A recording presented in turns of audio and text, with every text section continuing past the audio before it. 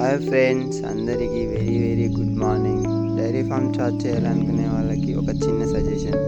Dairy farm start చేసే ముందు మనం పడ్డలని అనేది ఎంచుకోవడం జరుగుతుంది. ఒకటి లేదా రెండు చిన్న పడ్డలు లేదా చిన్న చిన్న పడ్డలను తీసుకురావాలి.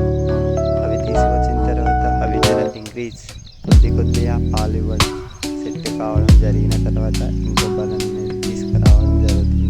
అదేవిధంగా ఒక్కొక్క బల్బు తీసుకొచ్చిన వాళ్ళు ఒక మందకి ఒక దున్నపోతు అనేది ఉండాలి. ఇప్పుడు ఒక వ్యక్తి షెడ్ నిర్మించిన వాడు అందులో ఇప్పుడు షెడ్డులో ఒక మంద ఉంటుంది. అంటే సపోజ్ ఒక 10 లేదా 15 బళ్ళు ఉన్నాయనుకో, దానికి ఒక దున్నపోతు అనేది ఉండాలి.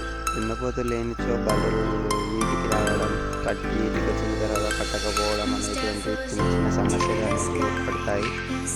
సమస్య వచ్చినప్పుడు ఎలా సొల్యూషన్ చేసుకోవాలో కూడా తెలుసుకోవాలి. డైరీ ఫామ్లోకి దిగేవాడు పూర్తిగా మనం డైరీ ఫామ్ ఎలా మెయింటైన్ చేస్తాము, మనం దాని కెపాసిటీ తట్టుకోగలమా అని దాన్ని బట్టే దిగాలి.